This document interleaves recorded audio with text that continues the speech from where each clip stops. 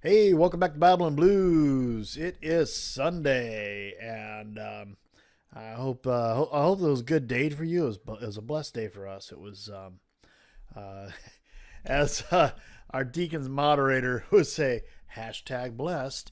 Uh, so, um, I did. Trying to get everything set up here for some reason.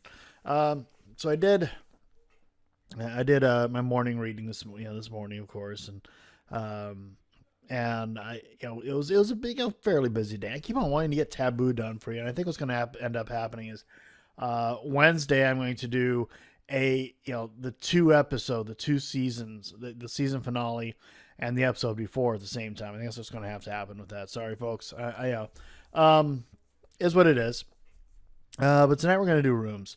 I had a relatively busy day. We did church this morning, and we did both services because I was running the lighting.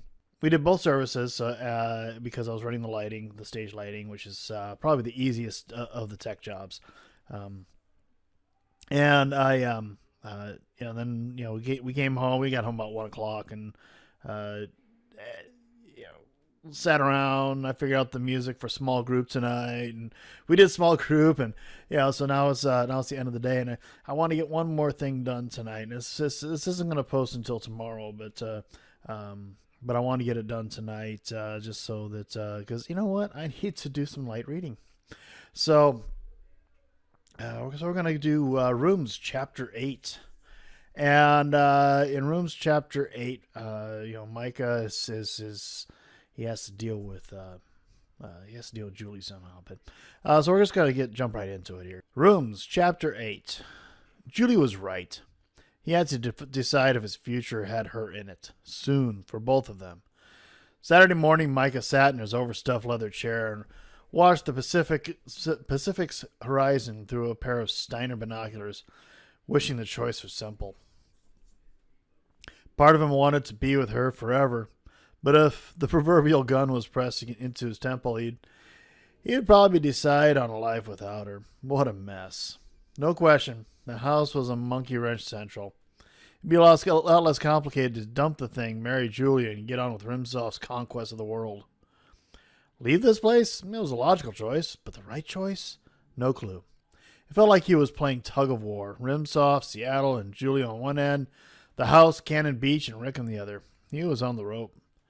A cool May wind swept through the open doors that led to his deck, dousing him in the chilled outside air. He grabbed his empty Tigger coffee cup and shuffled toward the kitchen. As he looked up, his fingers went limp and the mug slipped out of his hand, and he made a thunking sound onto the carpet. His knees weakened, and he almost joined Tigger on the floor. At the back of the kitchen was a doorway, and beyond it, a hall. A hallway that had not been there before. Micah staggered through the kitchen, through the doorway. At the end of the hall was a door. Not again. Breathe. He leaned onto the wall as his legs bounced like jackhammers. Sliding down the wall to the floor, he squeezed his head with both hands. Think. Maybe it had been there. He thought back to his last visit. Was it there? No. Not a chance. He'd either lost his mind or someone had added a sizable addition to his house in 4 days. He fought down the impulse to run. He knew he wasn't going crazy. Knew the hallway wasn't there before. And knew this addition could have been completed during the week he'd been in Seattle. But there was no fourth answer to defer to. He rubbed his face with both hands, stood and gripped the dark chocolate brown semi-shag carpet with his toes as if to anchor himself to reality. The walls of the hallway were painted in a faux gold parchment. They led to a dark 6-panel door with a brass knob. He crept toward the door. When he reached it, he inched his shaking hand up to the knob, then pushed with his pinky finger. The door swung open on silky hinges. Michael let out a low whistle. The ceiling and walls were made of glass, giving a 180-degree view up and down the coastline.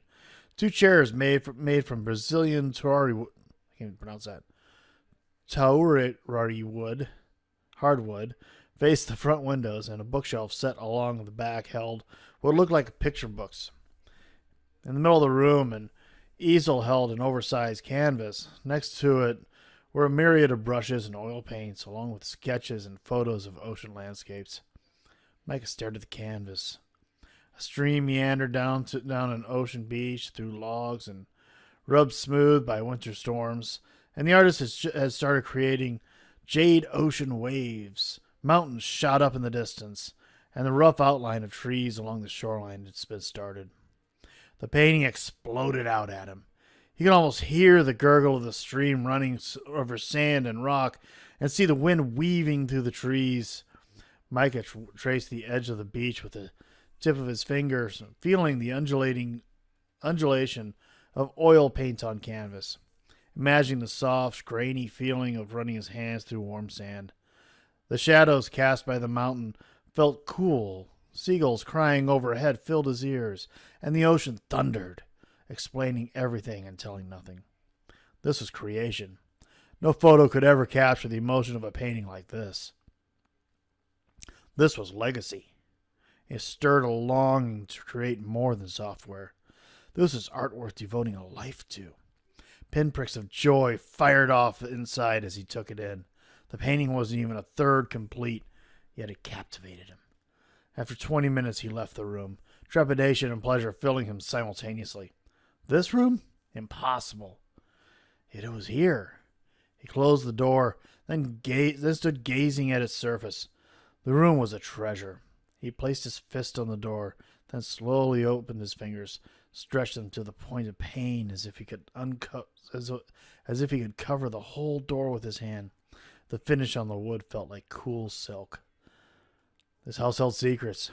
He shuddered and eased his way from the door without taking his eyes off it. As wonderful as the painting room was, Micah had to get away, try to put the room out of his mind. One strange room he could handle. Two was over the edge. Sending him into a funny farm was apparently Archie's primary objective. He took a spin through the rest of the house with a hair on the back on his neck at full attention. Nothing different. Didn't help him relax. A painting room. Okay. Yes, the painting was captivating, but what was next? A torture chamber? Worse. What if he walked into a room that was an in-living color replay of what happened on this stretch of coast 20 years ago? The memory flashed into his mind before he could stop it. Micah, Dad, and Mick will be back from the store in a few, so we've got to get some time to play just you and me game. His mom pulled down her pale blue sunglasses and winked at him. Beach ball bonanza, Micah said. You start, kiddo. Micah grabbed the rainbow beach ball and set it up on a little mound of sand and scuffed back at 10 yards. His brows furrowed in concentration. Then he sprinted towards the ball and kicked it hard, and oomph spurting out of his mouth as his foot connected, sending the ball over his mom's head. Mom, wind's got it. It's going into the ocean. I'll get it. But those waves are big monster waves. They're much bigger to you than they are to me. But what if... His mom stopped and smiled. I'll be fine, Micah, really. Micah yanked his mind back from the abyss and forced the memory down into the recess of his heart. No. He wouldn't go there. Never.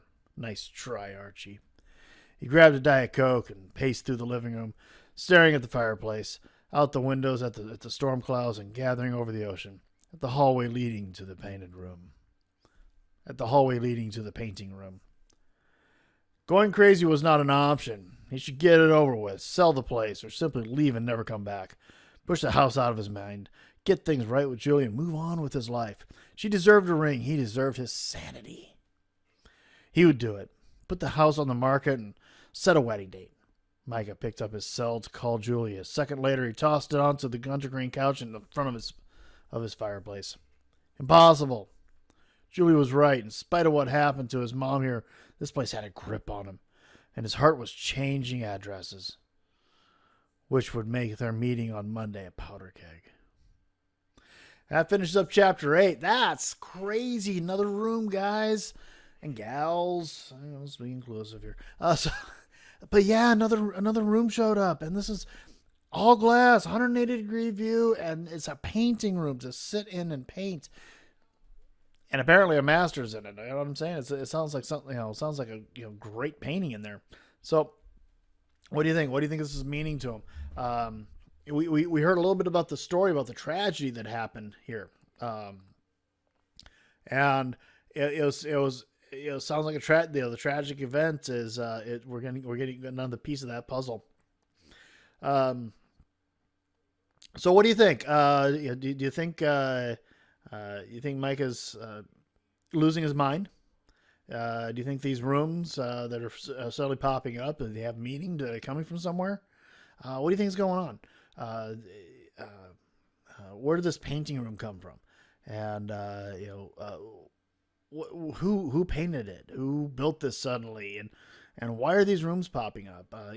These are the questions Mike is asking. These are the questions we have to ask ourselves too. Is faced with these kind of realities, what would it mean to us to have these things, these rooms popping up in our lives like this, and how to react to these, facing these things, and having to face these demons in his life. He never wanted to face them, and it looks like he's going to have to face them. So, leave some comments down below, people. If you like what's going on here, I think I'm getting better at the reading, and I think I'm getting more into it, and I hope you're getting into it. I hope you're enjoying it. I'm enjoying doing this. I actually feel a little better. It was a busy day for me this evening, and tomorrow is going to be really busy. I'll get up and do my morning reading, even if I have to do it in the car. You know how that is. But I'm not going to have time to do anything else. I have, as a deacon, it's my turn to represent the deacons at the elders meeting, and the deacons have pretty short meetings. Ours are about 2 hours, and we're done. Right? Typically, we're done by 8:30 at night. Elders, not so much. Elders start sooner. You get dinner, which is, hey, that's great. You get dinner, usually a good dinner, but then it just runs on and on and on.